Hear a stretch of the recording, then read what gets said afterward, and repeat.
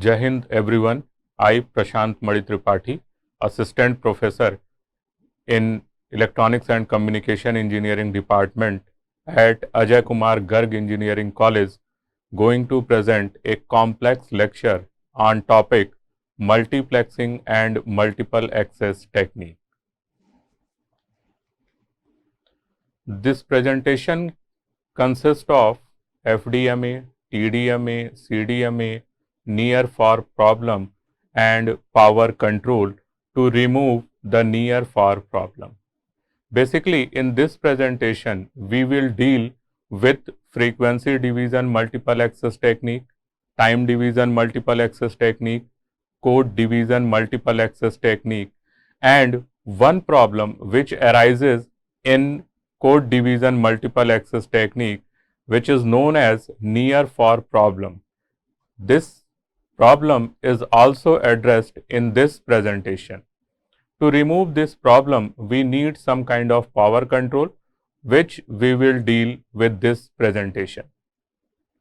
So, first we will see what is multiplexing and what is multiple access technique and what are the requirements for these techniques. So, when we talk about multiplexing, we know that multiplexing represents many into one. The same concept is also applied here in our communication system, where we combine several signals from several sources using multiplexing technique. So, in wireless communication system, we combine several sources, several signals from many sources using multiplexing technique. Basically, the one channel is used by multiple sources to transmit their message without interference in using multiplexing technique. Multiplexing technique is used on physical layer of open system interconnection model, which is popularly known as OSI model.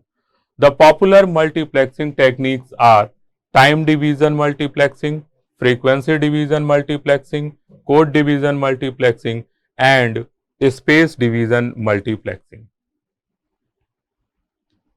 Now, when we talk about multiple access system, the multiple access system provide a provision to share the communication channel among various users, and it is based on the principle of multiplexing. In multiple access technique, the different user utilizes the same channel with the help of multiplexing, and more than one message are transmitted over a single channel. Basically, multiple access technique are used to fully utilize the channel bandwidth, because when we talk about individual user, the individual user bandwidth is very much less than the total available channel bandwidth. So, if one user use a single channel, then there will be a wastage of bandwidth.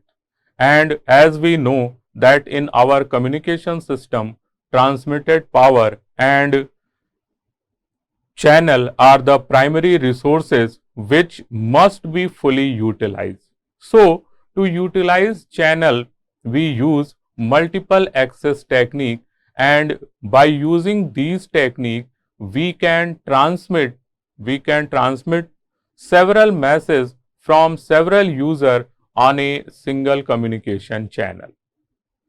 The multiple access technique work on data link layer of OSI model.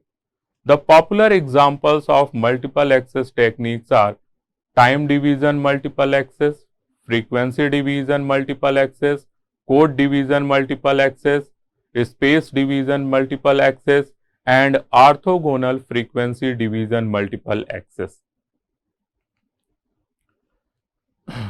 The on the basis of how the available bandwidth is allocated to different users.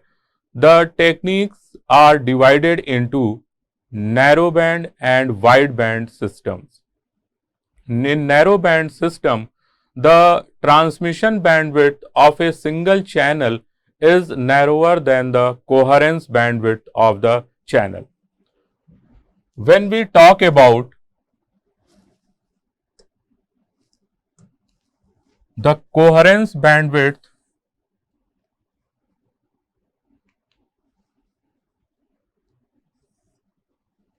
when we talk about the coherence bandwidth of a channel, then it is defined as the range of frequency over which the channel has a flat frequency response. So, in narrowband system, the bandwidth of a single channel is narrower than the coherence bandwidth of the channel. Similarly, in case of wideband system, the transmission bandwidth of a single channel is much larger than the coherence bandwidth of the channel. Now, we will discuss about types of multiple access technique. So, first multiple access technique is frequency division multiple access. In this technique, we divide the entire available channel bandwidth into n non-overlapping frequency slot, and each slot is assigned to a different user. Next is time division multiple access technique. In this technique, the channel is shared among the various users on the time basis. Next is code division multiple access technique, and this technique is also known as spread spectrum multiple access technique. In this code division multiple access technique, each user assign a spreading code, and with the help of these code, different users encode their information and combine their information and transmit the combined information on a single channel. So, first we will discuss about frequency division multiple access technique. In frequency division multiple access technique, the channel is shared on the frequency basis in between various users. Here, the diagram explains the concept of frequency division multiple access technique. As we can clearly see from this figure that user 1 is allotted with this particular frequency band. User 2 is allocated with this frequency band, and user 3 is assigned a frequency range which is different from user 1 and user 3, user 2, and it is represented by this green color. Similarly, user 4 is also assigned a different frequency range represented by this pink color. As it is shown in this figure, the entire frequency is divided into 4 parts, and these individual parts are assigned to each user. For example, this blue color is assigned to user A, green color is assigned to user C, and pink color is assigned to user D. So, each user has its own channel with a particular frequency range. Also, it is clear that these frequency range are narrow band as compared to the total available channel bandwidth.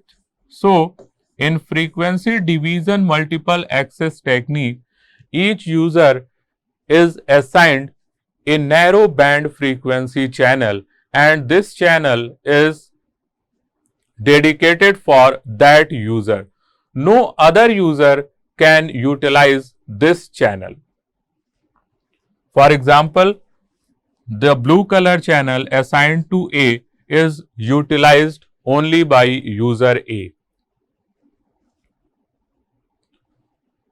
To provide interference between these adjacent channels, there is unused frequency range which is known as guard band.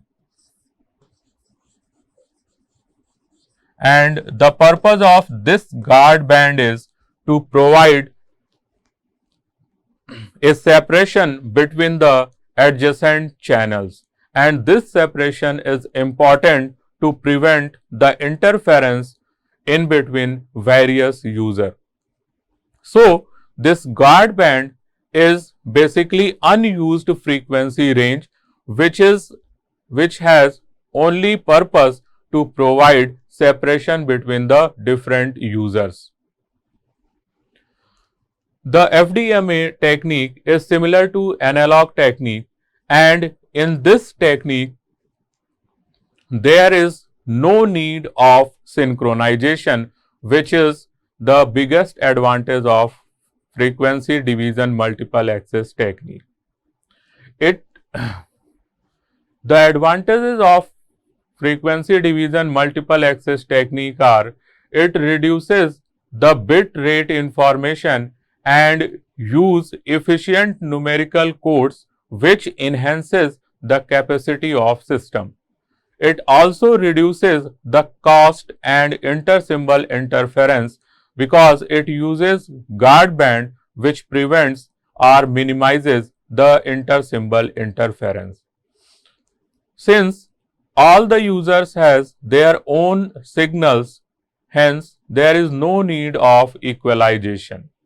Also, the FDMA system can be easily implemented and it can be improved with the help of a speech coder, and introduction of a speech coder may reduce the bit rate. And as I discussed, there is no need of synchronization. So, these are the advantages of frequency division multiple access technique.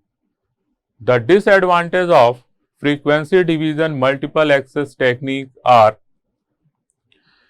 there is a wastage of channel because in this technique we use guard band which has no use. So, it is the wastage of channel. Next disadvantage of frequency division multiple access technique is it requires narrow band filters, and design of these narrow band filter is costly and complex. Other disadvantage of frequency division multiple access technique is the maximum flow rate per channel is fixed and it is small. Also, it does not differ from analog system, and it improves the capacity depends on the signal to noise interference reduction or a signal to noise ratio. Now, next is time division multiple access technique. In time division multiple access technique, the channel is shared on the basis of time.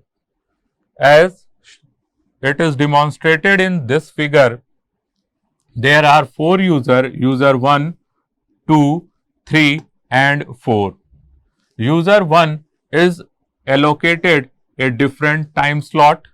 User 2 is allocated a different time slot. Similarly, user 4 is also allocated with a different time slot, and each user share their information or transfer their information in their allotted time slot.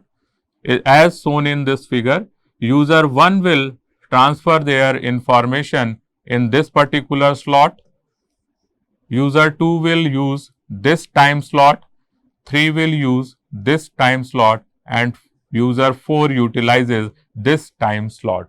So, in time division multiple access technique, the users are shared, the channel is shared on the time basis. The advantages of time division multiple access technique is it permits flexible rate, and the popular advantage of time division multiple access technique is it supports a bit rate of 32 kilobits per second up to 64 kbps per slot per frame. Also, there is no guard band requirement in time division multiple access technique. In time division multiple access technique, there is no need of narrow band filter. And the information in time division multiple access technique are transferred in different slots, and different user utilizes different slots. The disadvantage of time division multiple access techniques are it requires the synchronization bits, and the requirement of synchronization makes the system complex. Also, it need additional bits, and this additional bits enhances the requirement of bandwidth as well as power. Also, due to high data rate, the system requires complex equalization, and when we use time division multiple access technique, we need the electronic equipment which operates at high bit rate, and the electronic equipment which operates at high bit rate increases power consumption also. To obtain the synchronization, we need complex signal processing to achieve the synchronization signal or synchronization bit. So, keeping the drawbacks of frequency division multiple access technique and time division multiple access technique, a code division multiple access technique has been developed. In code division multiple access technique, each user is assigned a different code. Using these code, the user encode their information, and these codes are orthogonal to each other. For example, as shown in figure, user 1 has allotted a code C1, user 2 is assigned a unique code C2, user 3 is assigned with a unique code C3, and user 4 is assigned with a unique code of C4. Using these 4 codes, each user encode their information, and after encoded their information, these encoded informations are added with each other, and the summation is transferred over common communication channel. The actual working of code division multiple access technique is demonstrated here. Suppose we have 4 user A, user B, user C, and user D. In code division multiple access technique, when a user wants to send bit 1, it is represented by +1. When user wants to send 0, it is represented by -1, and when user wants no information to send, it is represented by 0.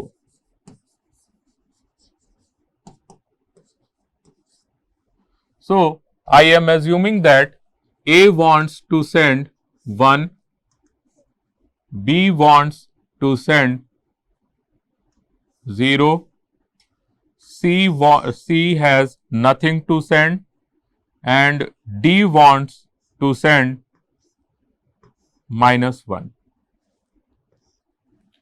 So, first we will assign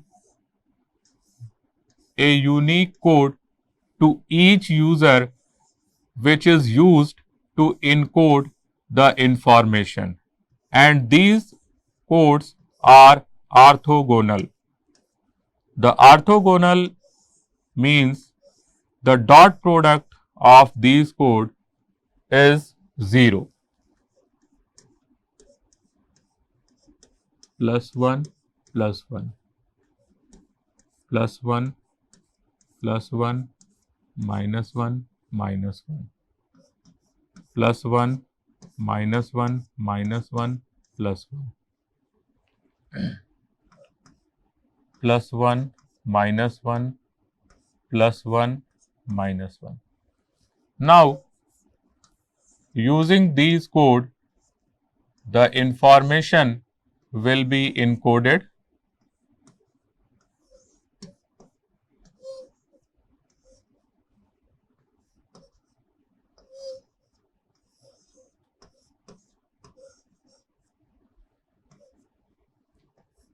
and in this encoding we will multiply this information to this code.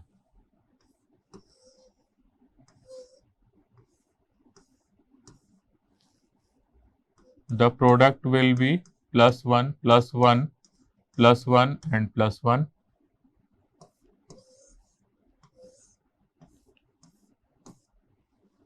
-1, -1, +1, +1,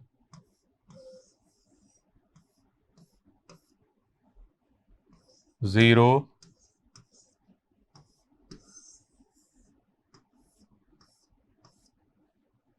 -1, +1, -1, +1. Now, these encoded information will be added with each other.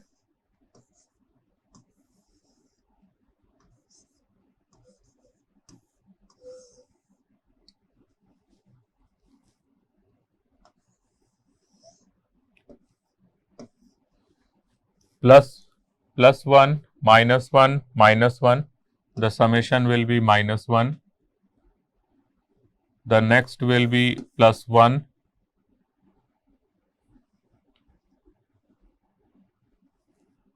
Again, this will be +1.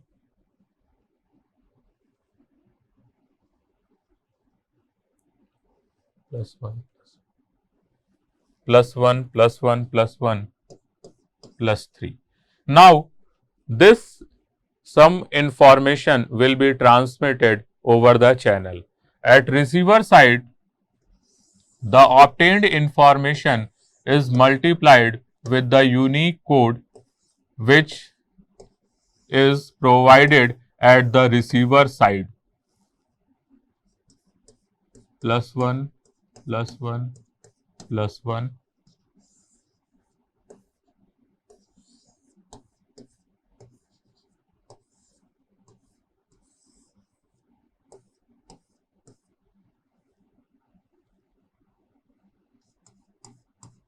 +1, -1, -1,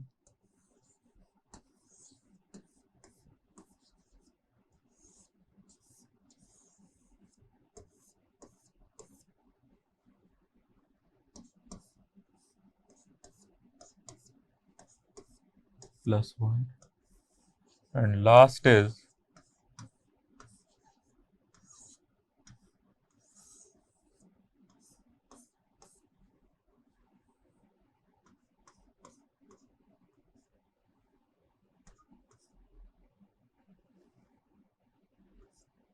minus.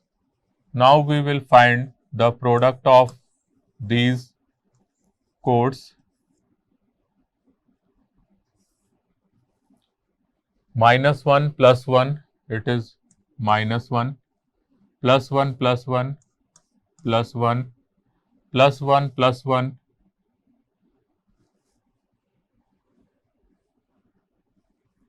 plus 1, and plus 3 plus 1 plus 3. Similarly, we can find here also minus 1 plus 1 minus 1 minus 3.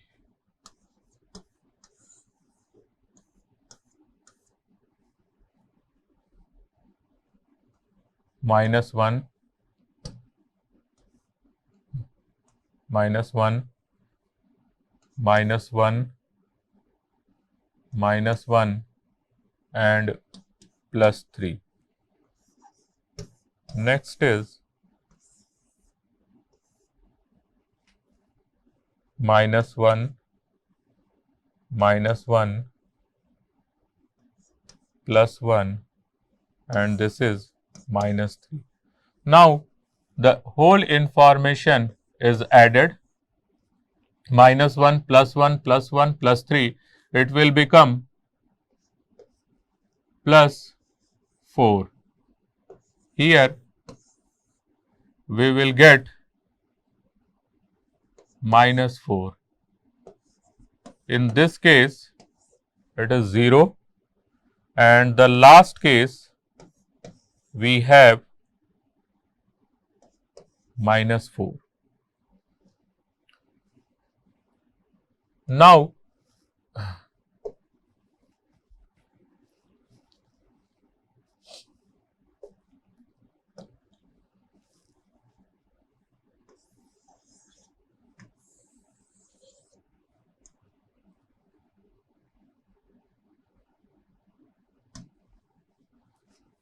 Now each sum is divided by 4.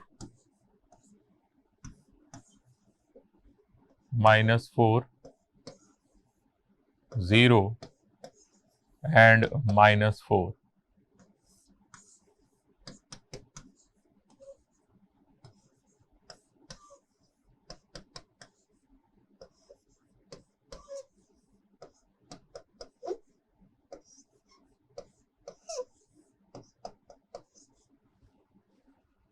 We will get plus 1, minus 1, 0 and it is minus 1. So at receiver side now it is clear that we are obtaining the same entity which we are transferring from the transmitter side. For example, A is transmitting plus 1, here we are getting plus 1. C has no transmission, here also it is giving 0. User D is transferring minus 1 and we are obtaining minus 1. So with this technology, different user can transmit their information without any interference on a common communication channel. The advantages of code division multiplexing multiple access technique are: it has a soft capacity. Soft capacity means as the number of users increase, we can easily increase the orthogonal code with the help of Walls table. Walls table easily provide the orthogonal codes and these orthogonal codes are assigned to many number of users. The code division multiple access technique require no synchronization. The code division multiple access technique requires a tight power control because it suffers from near far effect, which we will discuss in next slide.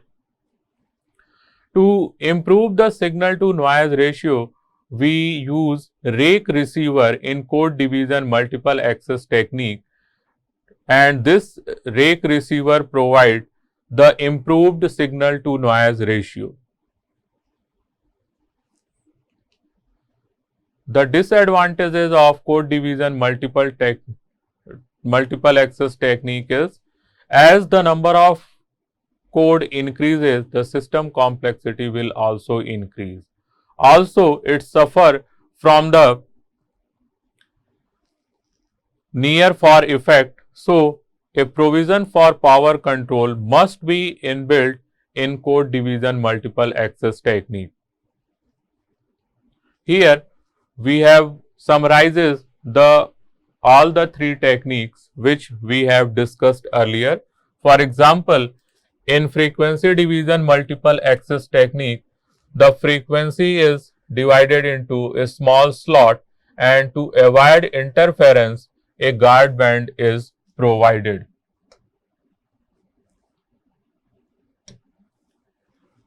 Here, user 1 is assigned with this particular frequency range, user 2 is assigned with this particular frequency range, and to avoid interference, this guard band is provided. In time division multiple access technique, each user is assigned with a unique time slot. For example, user 1 is assigned with this time slot, 2 is assigned with this time slot. And here also, to avoid interference, a guard time is also provided. In code division multiple access technique, all users have full access of frequency, as it has been shown using these curves. Code A is utilizing full frequency, code 2 is also utilizing with full frequency. So, this is the summary of frequency division multiple access, time division multiple access, and code division multiple access technique.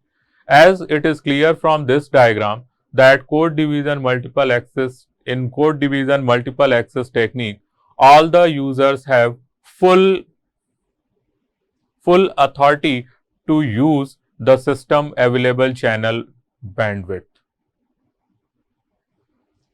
Again, as I told that in FDMA, the channel is shared on the frequency basis. In time division multiple access technique, the channel are shared on the time basis. But in code division multiple access technique, all users has full access of available channel. Now, in code division multiple access technique, the near for problem is a biggest disadvantage, because in code division multiple access technique, nearly all the user transmit with same power and same frequency. So, when they are transmitting with same power and same frequency, so if a user is at greater distance from the receiver due to path loss, the signal from user that is reaching on the receiver will obviously has low power strength in comparison to those user which are nearby the receiver. Suppose we have a user A which is transmitting his information for this receiver, but user A is at a longer distance than user B. As it is clearly shown in this figure that the path of user A is longer as compared to user B. So, when the signal of A will reach on this receiver, it has low power, and the power of user B will be greater than the power of A. So, in this case, the desired power is less as compared to interfering power, and this situation is known as near far effect.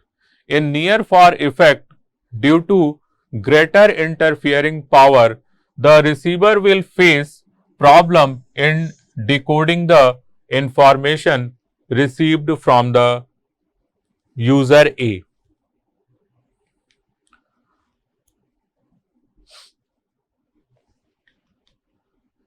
So, to overcome the near far problem, we need a power control in such a way that our desired signal to noise ratio, our desired signal has a greater signal to noise ratio as compared to interfere signal. In code division multiple access technique, we need to provide a tight power control mechanism so that we can easily detect the desired signal and the effect of interfering signal will be minimized. There are two provisions to control the transmission power in code division multiple access technique. One is known as open loop power control and another is known as closed loop power control. In open loop power control, the control is done by mobile itself. Initially, the mobile send a first access probe to the base station and wait for a response from the base station. If receiver has no response, if the mobile receives no response, it again send second access probe which has a higher power as compared to first one. It again waits, and if it not receives any response, then it again send access probe and wait for a response.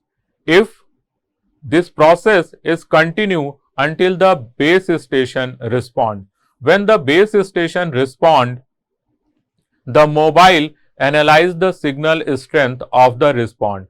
If the signal strength is high, the mobile transmit information with a power which is lower than the received response power. But if the signal is weak, then mobile transmit its own information with a high power. So this was the open loop power control. In closed loop power control, the power control is done by the base station. In base station, the base station analyzes the signal received from the mobile and check its power. If the received power is very much higher than the desired one, the base station instruct mobile to transmit with low power. But if the received signal power is low, the quality of communication is low, then the base station instruct the mobile to send information with a large amount of power. So the basic difference between open loop power control and closed loop power control is that in open loop power control, the controlling is done by the mobile itself, and in closed loop power control, the controlling is done by base station. Here, the entire thing is summarized in these two figures. For open loop power control, the information is transmitted. The mobile measure the received response, and according to received response, it estimates the path loss, and with the estimated path loss, the mobile calculate how much power it has to be transmit for a good quality communication, and after calculation of this transmitted power, the mobile transmit its own information with a suitable power level. But in closed loop power control, the base station issue power control command according to received signal from the mobile, and it decides what amount of power the mobile has to be reduced or enhanced for providing a good quality of communication. The effect of this power control is, with proper suitable power control, we can enhance the quality of communication regardless the location of different users. In this power control, the user which is far from the base station has to transmit a high power than the user which is nearby the base station. The principle for this statement is that in this case, when the user on the basis of location transmit their different power, the power which is reaching on the base station will be nearly equal, and it will be beneficial for receiver to demodulate the information which the base station is receiving from different users. Effect of power control. These two references I have used for making this presentation. Thank you.